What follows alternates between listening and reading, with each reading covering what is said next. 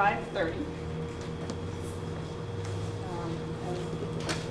I don't see that we have a minute to go. Shauna is out there. I was going to say, out there, not on her way in at the game? I think she's on her way in. Say that. It was supposed to be over in quarter of. Karen was confirming, so. Just did, it was perfect. Yes. Did they win? Actually walking in, I heard cheers. I think they won. I hope it's one. I saw Ethan block 3 goals and I saw us make 2, so it was going in the right direction. All right, so I'll just jot down stuff as we go and hope that Shauna comes in. I'll pass it on. All right. Is there any public comment at this time? All right. On to the consent agenda. We have pay orders, minutes, and a couple of side letters to approve. Is there a motion to approve the consent agenda? So moved. All right. Is there a second? Louis? All right. All right, all those in favor of approving the consent agenda, please say aye. Aye. Any opposed? All right. Down to executive limitations monitoring. Update on the financial report was enclosed in the packet. Does anyone have any questions regarding the financial report? Brad?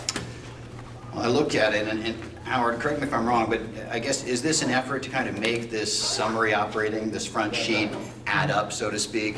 You know, where these, these off-statement funds, these other funds, So we're not... this was the request that we had out of the August meeting. Right. And plus the cover sheet that we had asked. Right. And each board has similar, so, which already had the financials, so that's just, we didn't have one for A&E SU before. It was always confusing. I mean, I remember the year end where you told me the deficit was in your notes, but 80 or whatever it was, and it, wasn't adding up to that, so Well, Jen Stanley and Elin had asked for specific stuff, so we made sure that we got that. And the roll-up by function code was in there. Right. So then, with that in mind, looking at this statement, is it fair to say that right now the estimated favorable is 300,000? That is good. 300,000, 379.90. There you go. Okay, and that does include all these crazy off statement. Now, there are a Yeah. couple of them, right? And the other thing you'll see in there, we put an estimate in for healthcare for the second half of the year. So we had to put that in because you'll see it, I'm trying to see where it is on the line, but we had to put that in because it's on the third line up from the bottom of the expenditures. That was a question whether, if you had to say, would that be high or low? I mean, that was last. What we have to do, and I talked to Patrick about it, we have to wait until Bobby Joe's full completeness. That goes in the end of this week, beginning of next week. Once I have those figures, then I can go through and come up with a risk assessment of how much we're gonna have out of pocket for the first 6 months, because that liability is now on us, it's no longer on the insurance company. But we are expecting it to be less. I think Less. assuming We're it's the expecting. same cost in the second half as it is the first is a very safe assumption. Hard to know what to assume other than that until we have enrollment and see what plans folks are going to choose and everything else. Sure. No, I was going to say, probably err on the side of a conservative estimate. Yeah, for Usually sure. it's- That's yeah. what you do in budgeting. It's not usually a good practice to err on the side of best case scenarios. So, Right. And the one promise I would offer, which I'm not in the business of offering many promises, is that 300,000, 379.90 won't be true at the end. But it's good to at least be able to look at this cover sheet, have everything included, and not have a crazy little, this doesn't add up. And I would say while we're on the topic, so there's this cover sheet which helps everything to reconcile, which is very useful. And then if you look, not on the back page of that same cover sheet, but the front of the next page where it starts with a lot of lines, that's another version of the same information. So it's rolled up a little differently. It's not rolled up quite as far.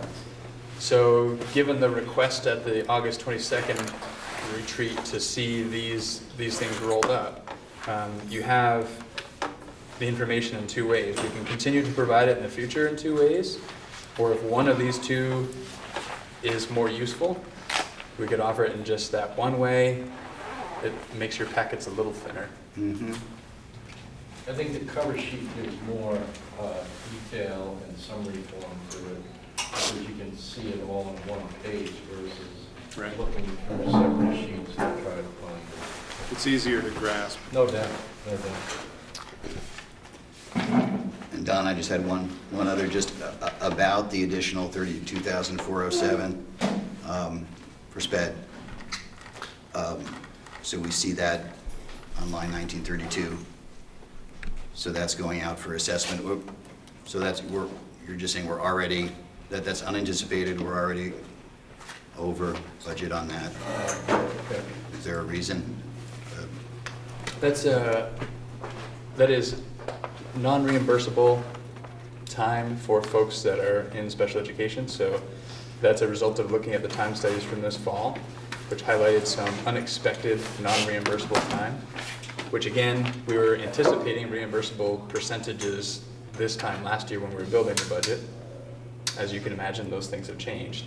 But really pouring over, Susan and her team did a fantastic job, as well as the principals, looking at the way folks are using their time versus what we anticipated how they would be using their time, and what that means for what's eligible and not eligible for reimbursement. So then we take into account the non-reimbursable time and factor that in, and after revenue changes and everything else, because when expenses change, revenues change in special education, has it come out in the wash, it was 32,407. I mean, it's a big budget, but it does seem that, that is a moving target, this reimbursable amount, and it's getting less and less, Yeah. as we know.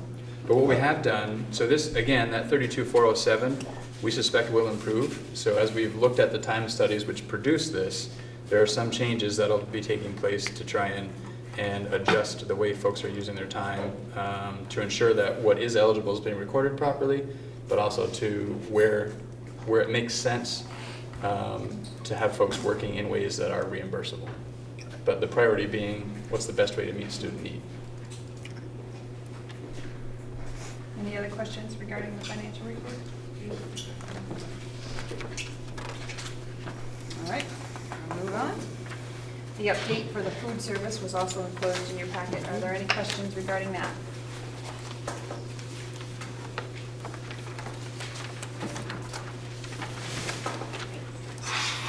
I had a question. All right, Brad? So the balance sheet, underneath the liabilities, there's this line called fund balance, a negative balance. So in a traditional sense, assets equals liability plus equity. Is that a negative asset, or what is that, Howard?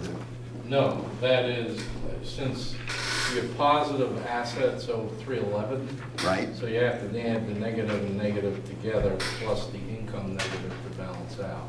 So negative, so when it shows a negative balance, it's a credit side balance on the balance sheet. Like a liability. Yeah, like a liability. So you can see down below that we are now having an income to date of 19,000. Income or excess equity, Yes. right? I mean, Increase that's in equity. increase in from equity. income. You call that income. It is income. It is income. It is income. It's not just the difference between, No, it's income. okay? Okay. Because, I mean, that amount is not carried over from an income statement, but it's just derived from the difference between the assets and the liability and fund balance. Yeah. But you're saying that the fund balance includes the income, basically. That's correct. All right. Yeah, I'm not entirely used to I guess our nomenclature, our labels on these things, but, right, okay, thank you. Anyone else? Louis? I'm just curious about the litigation settlement of Well, $14,471. that's being paid off at a very low rate. She's required, I forget what the amount is, she's required by statutory amount to pay us. She tried to settle with us last year, but the amount of settlement, I went over with Armando, it's almost 2 years ago now, and we felt it was unreasonable to accept that amount.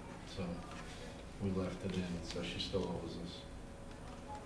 Yeah, she was offering us like a small amount of money to take the final amount. We didn't think it was still owes us that amount. Okay. Anyone else? Brad? I just said I would follow up, is there a point where there's a sweep of the cash? I mean, if we have excess income, and where would it go? Excuse me? Oh, do we run cash balances, carry over? At what point do we sweep that back to something, to the SU? Well, I think that's To the something taxpayers. that it can be. We're still trying to figure out where we're gonna be because of our consolidated contract with Addison Northwest. And I think after we get into maybe 2/3 of the year of that, we could probably take a look at that and then decide if we wanna change that. But as far as this year's budget, that's up to whether we wanna change that or not. I think we agreed to maybe leave it the same for this year. I'm saying it's a good thing to have a positive cash flow, or to have essentially Well, the income. other thing too is we have a lot of purchases that need to be made in different schools, and we feel that it's necessary to keep that cash there in order to do it. So that's why we don't want to change the subsidy at this point, but it can be.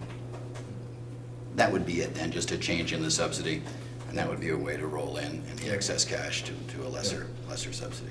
Yeah, but we have a pretty good amount of liabilities there we have to retire, so, yeah. And keeping things as they are now, with some of the celebrations I would say we have, and some that we're still looking forward to with this consolidated effort with Addison Northwest, to put that back into the sort of the system in terms of equipment and to continue to function more efficiently in the long run probably makes more sense. Celebrations? Parties? Yes. Oh, yeah, I think okay. this is reason to celebrate, I think. This is a good news report right here. Indeed. So where does the subsidy show up on The this? subsidy shows up, what we do is under deferred revenue. Okay. It shows up as a liability there, and then each day of food service that goes on, we move that to income. So the liability goes down. So right now, it's unearned revenue to Kathy. At each day that she has food service, we take a prorated amount based on the number of school days. We move it to revenue and lower the liability. So at the end of the year, it'll become zero for revenue, all being the revenue.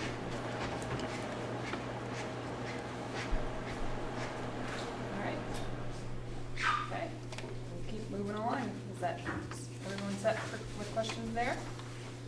Okay, down to the update from the strategic planning. That was enclosed in your packet. Any questions regarding that? No? All right, keep moving. Next is to review the monitoring reports. We'll start with C1.1, 1.2, and 1.3 ends, and that was, there were enclosures in your packet. And you should have gotten a nice copy in the mail. You do not? Would you like to see the copy that came in the mail? a nice copy, yes, thank you. I have an extra copy. Anything you need to clarify, any discussion?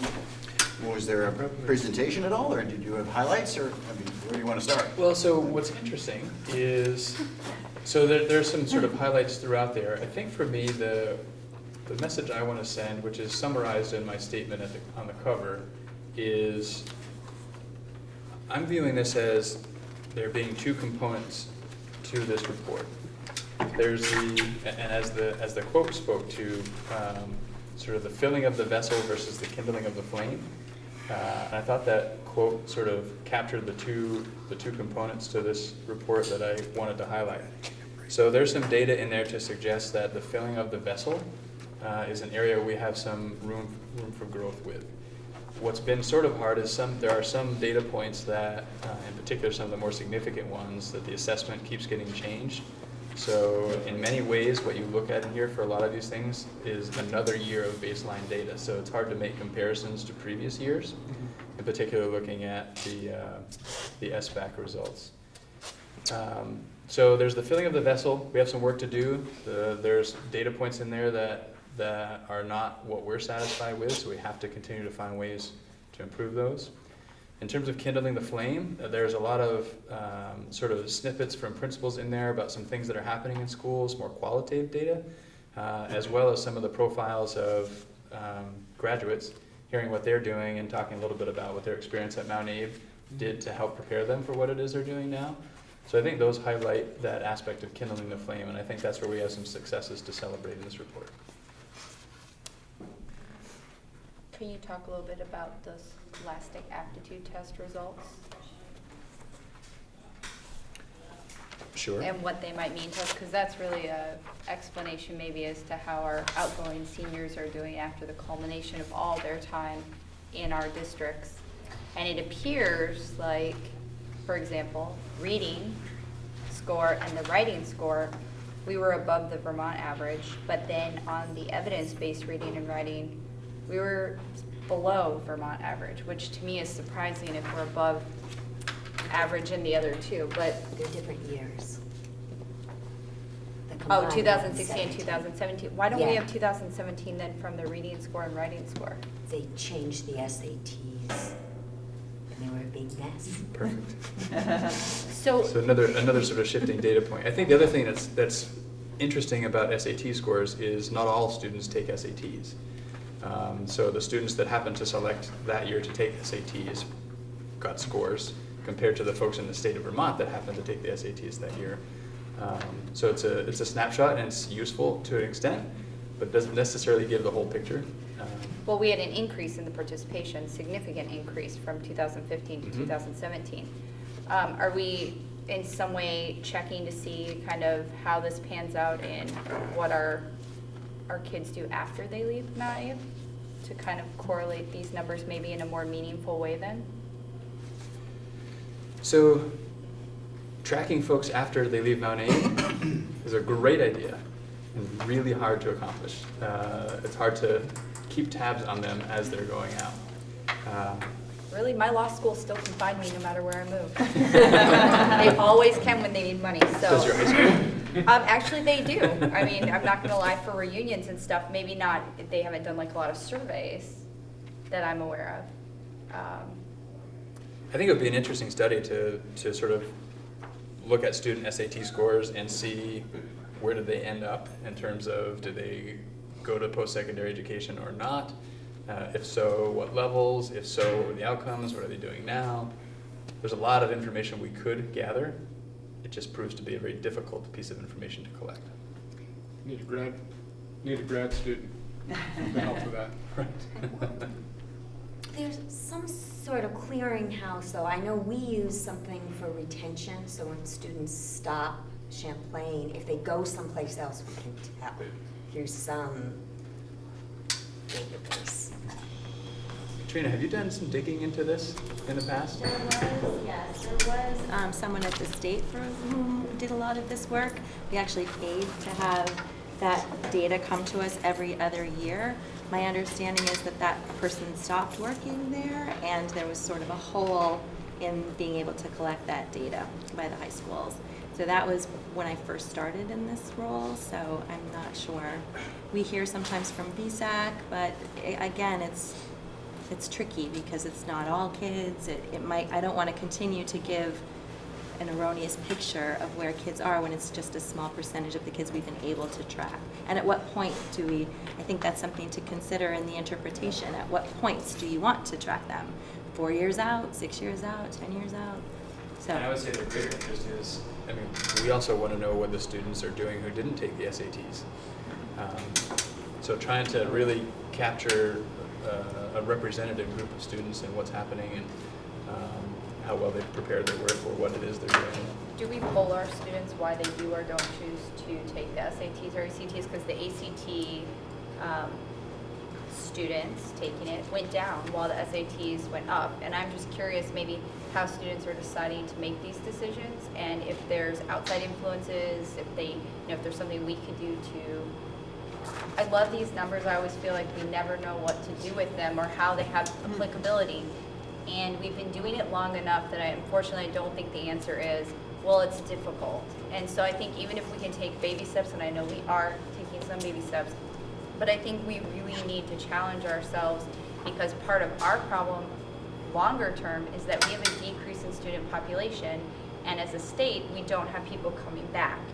And so I think it'd be interesting to find out what our kids are doing when they leave here, what their goals are, and why they do or don't come back, or, you know, just overall, because I think it all ties in about making our education relevant. Ed?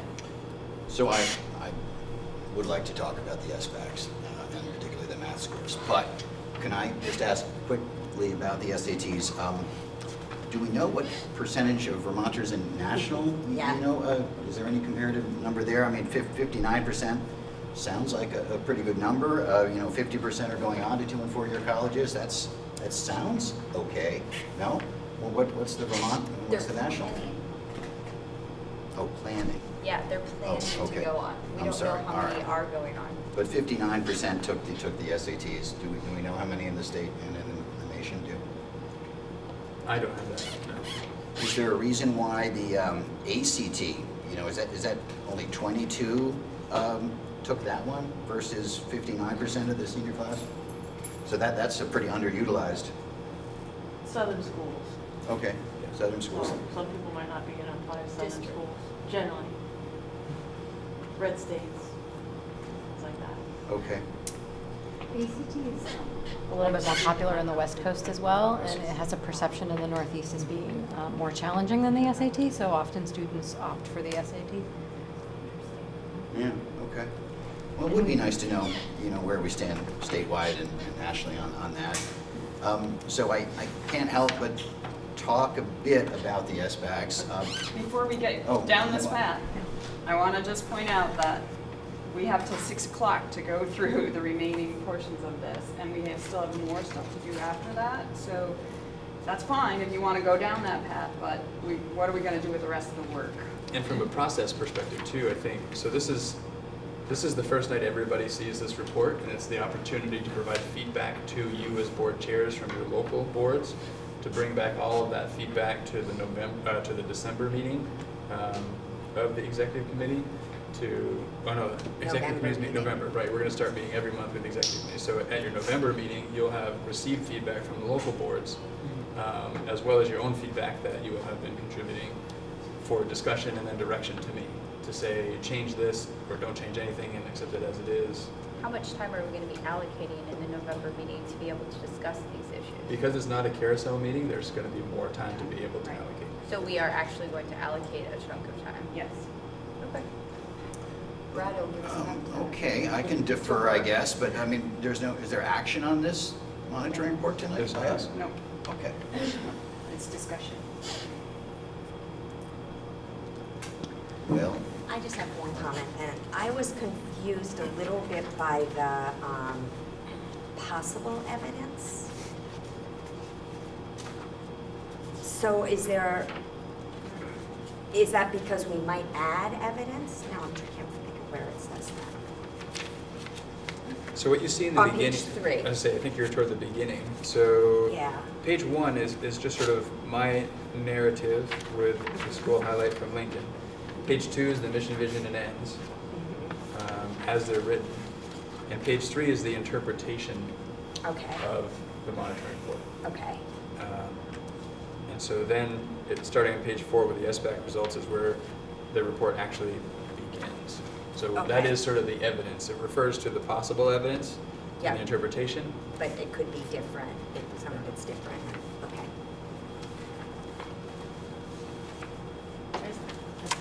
Chris, years ago, I had asked if they could somehow track kids that had gone to accredited preschools and their scores throughout their life here, and I think that had started, but it was under Nancy, and I don't know if it continued or didn't happen. But that might be interesting to see kids that go to accredited daycares. I guess you'd have to figure a certain amount out. I mean, that's hard to figure out, but and then how they do on test scores through the years. Just an idea. So when you're gathering feedback from your We could local just board, put that I down would as- put that, I would on bring there. that back. Okay, thank you.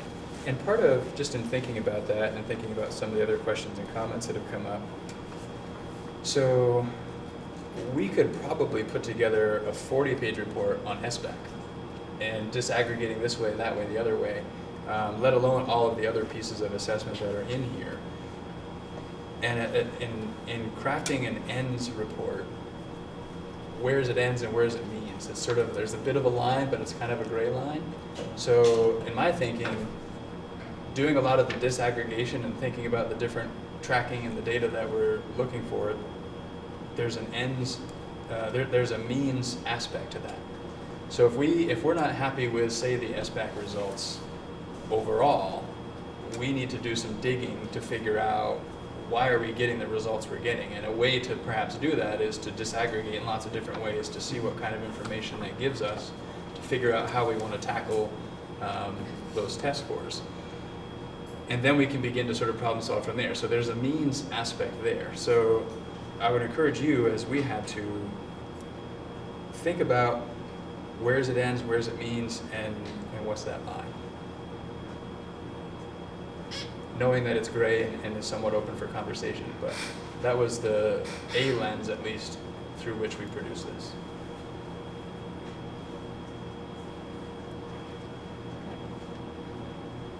Should we set move on, or we'll have other? No, I'll save my feedback. Okay. And the only thing, just to make sure, so it's on the camera for our television viewing audience, I just want to make sure to thank Katrina and the many, many people who put a lot of effort into producing this document. The sort of professional quality of it, I think it helps to tell the story. That was something we were trying to achieve, is to tell the story of Addison Northeast. So thank you to Katrina and everyone that put a lot of time into doing this. So how many of these were sent out? How many of Was the, it just- it just went to board members. Just board members?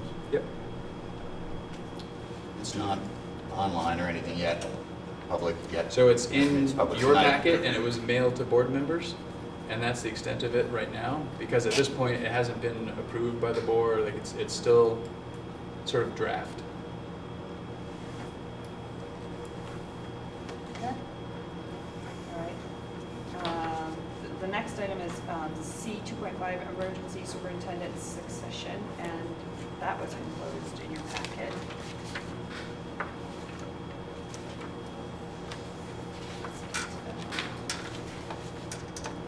And I think this is along those same lines as far as. Right, we're the first time we're seeing it. And you'll receive feedback from locals on this as well, to take action in your November meeting. Anything you need to clarify, to have a discussion at your local board? No? Okay, we keep going on. Next is the discussion around the superintendent evaluation policy. And I don't think there is an enclosure for that, but the executive committee is tasked with that. And we are set November or December? Right. The And language. I think where the conversation came up was in the last Policy and Governance Committee meeting, the conversation came up specifically about the calendar that is embedded in the superintendent Right. Contract. process. That's right. Yep. And the calendar doesn't really match what is actually when things are happening right now. But it would for November. Well, oh, no, I see what, no, so the question around the evaluation policy is, if we listed it in the policy and it's incorrect, yet we judge Patrick's performance based on his compliance with the policy, and we have an incorrect calendar in there, how, he isn't complying with that policy because it's incorrect. So the action was that we were gonna have to do the work to remove it, or acknowledge that we understand that calendar is incorrect and that will not be part of the evaluation process when we look at it. I guess, so from my perspective, to have a calendar in there that we know we're not going to follow, and for me to say that I'm compliant really, even though the policy language doesn't suggest as though I'm compliant, puts me in an unfavorable position. So I would say either we need to change our behavior to match what the calendar says, or change the calendar to match what the behavior says, or just get rid of the calendar altogether and we do what we've agreed that makes sense. Eli? And I think we should get rid of the calendar altogether, as it will, but I don't know, that's a larger thing than The calendar that's embedded. the calendar that's embedded So- and be more vague. Yeah, so if, perhaps the next meeting, when we meet, we could have a draft of what the policy would look like without that. And then we can either approve or not approve and move forward, because we have to approve it for posting, and it's gotta be posted for so long. So we can begin the work. Brad? Just again, back to the dates and the automatic rollover of Patrick's contract. I think it might be appropriate to have a policy saying that we would do the review before the rollover occurs. I think that probably is sufficient gravitas to be a policy. You know, if not, then it's kind of, you know, whatever, and, you know, we go past the rollover date and we never quite evaluate him before his contract automatically rolls over. That would be the only thing, I guess, I would say might rise to a policy, in my opinion.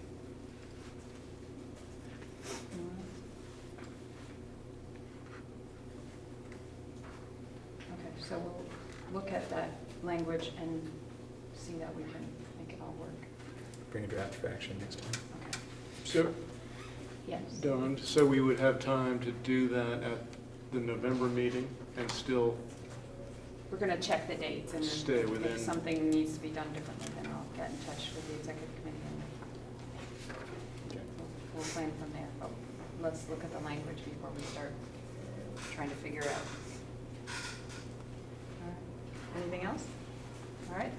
Our next item is an action item to accept the interpretation for C 2.6 asset protection. And that was an enclosure as well.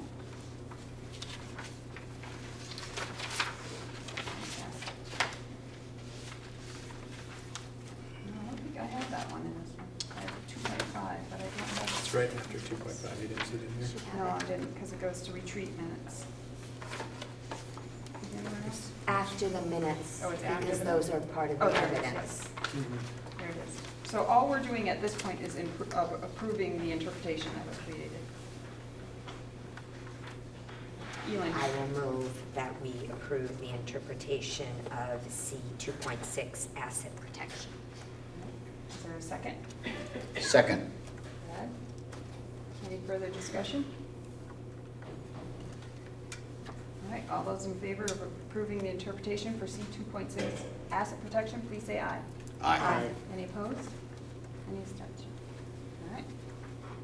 Okay, down to action item, the career change incentive, and that was enclosed in your packet as well. Do you need any information to make a motion?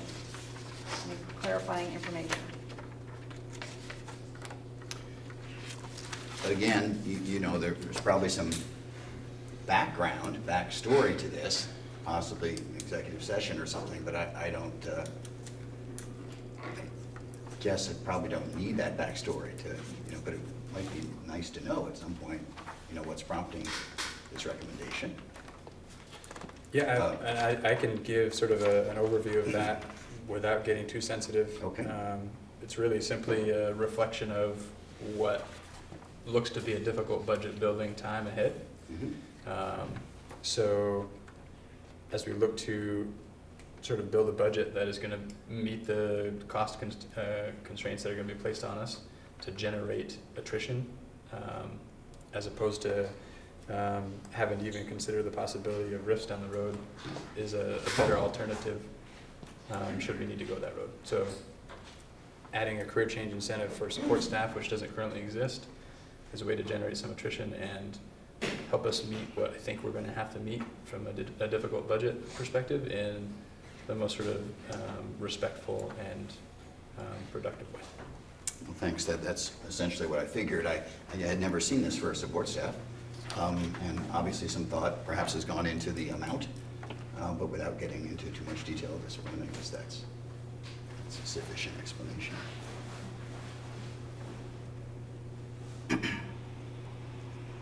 So I'll make a motion to approve that. All right. Is there a second? Second. Kristen?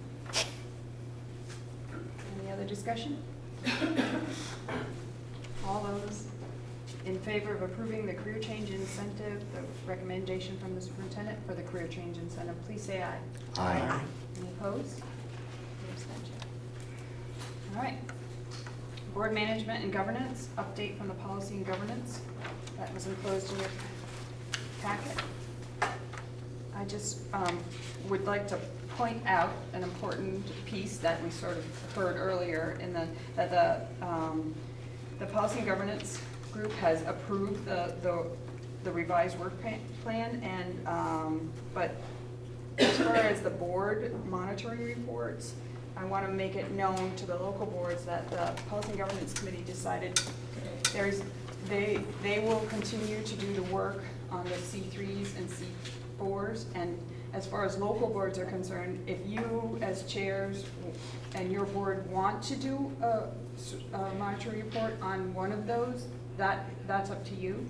But what the governance committee is going to do is work on the interpretations, get that all established, and write the reports, and then it'll be there as a way to help the SD board as they come in, so that all the policies have had some initial work done. But it'll be up to the local boards to decide whether they want to write a sort of local monitoring report.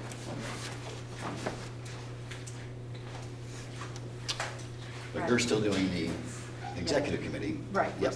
we're still, yes. We're still I'm going to work on the ones that we did last year that we've already done. I will add an updated piece to each one if there are any changes or any additional information, and those will come to the executive committee. And Brad's going to work on a couple of. Yep, I think I had one or two, and we were doing this for the executive committee just to keep these going and to serve it as an example to the new board of this continuous process. Yes. I don't know if anyone has any questions. All right, keep moving. Receipt approved interpretations. So that is C 3.1, the interpretation, and there's one for C 3.2 and one for C 3.3. Those are interpretations that were included in your packet. There's a process component to this too. So, let me just, so another process component to these, there was a decision made that the interpretations are done exclusively by the executive committee. And so the feedback loop with local boards on interpretations isn't there anymore, but I think it was the Policy and Governance Committee felt it was really important still for the local boards to be aware of what the interpretations were, so when they saw the monitoring reports, they'd have the interpretation to connect them to. So what you'll see in future agendas for local boards in the EC is this language, receive approved interpretations. There's no action, it's just, hey, here they are, they've been approved, so you'll see a monitoring report on these at some point.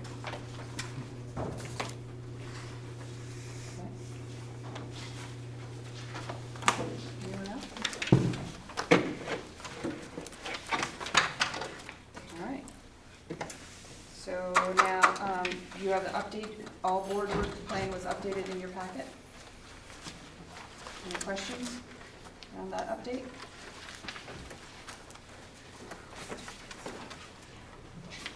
All right. Keep going. You also received an update from the Mount Abraham renovation committee. Any questions regarding that? The only thing I would add to that is, and even the Mount Aim board doesn't know this yet, I got an email or a phone call today from WCAX, and they're interested in doing a story on the renovation project tomorrow. So it could be in tomorrow's news, ahead of tomorrow's community forum. Right, which is here tomorrow night. The tour starts at 5:30 and the informational meeting starts at 7. Okay. And then the next item is an action item to accept the interpretations for C 4.7 governance investments.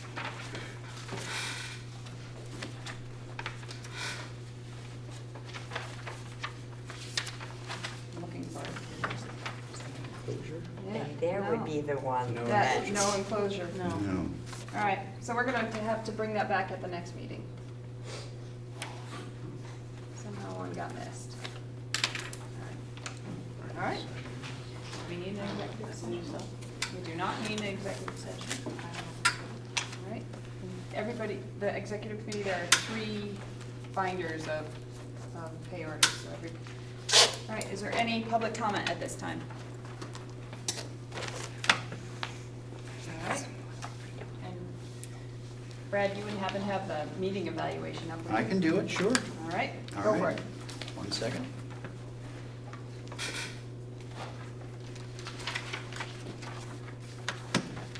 What is the level of engagement of all board members, high or low? We're a subdued group tonight, but we're engaged. They're too busy signing. A lot of signs.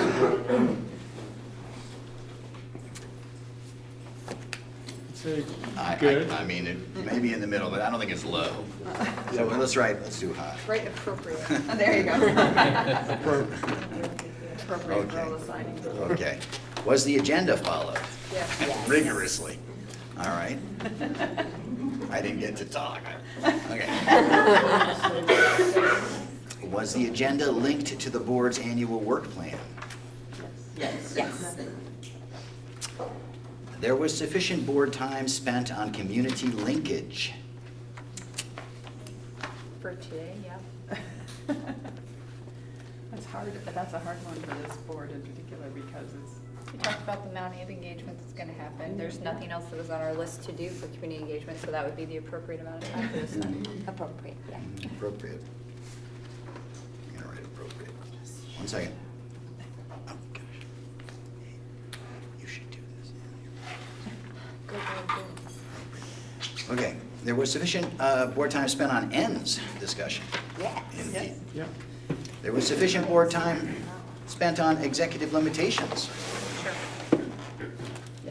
Yes. Yes? The consent agenda was used appropriately. Yes. Yes. What went well? Everything. Okay. Time. Any concerns? time. Time? No, time was the what went well. Oh, no, I think that was a concern, I'm sorry. I do too. Time, signing, I don't know. How could it be improved? More time. More time. All right, that concludes our self-evaluation. All right, thank you. How about a motion to adjourn? So moved. I'll second. All right. All the, Rebecca and Lee, all those in favor of adjourning at 6:13, please say aye. Aye. Any opposed? Any abstentions?